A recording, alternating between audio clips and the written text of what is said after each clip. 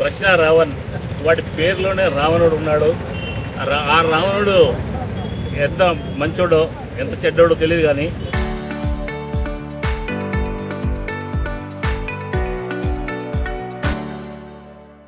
ఈ రావణుడు ఈ దౌర్భాగ్యానికి, ఇది ఆంధ్రప్రదేశ్ పట్టిన దౌర్భాగ్యంగా భావిస్తున్నాము.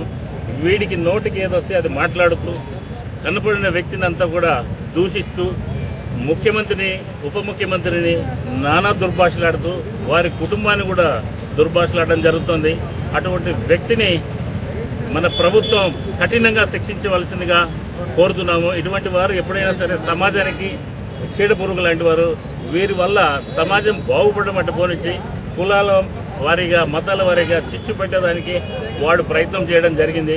అటువంటి వాడిని తీవ్రంగా మందలిస్తూ వాడికి కఠిన శిక్ష వేస్తే ముందు ముందు ఎక్కడ ఎవరు కూడా ఇటువంటి సాహసానికి ఒడిగట్టకుండా వారిని శిక్షించవలసిందిగా ఈరోజు మేమందరం కూడా రోడ్లకి వాళ్ళ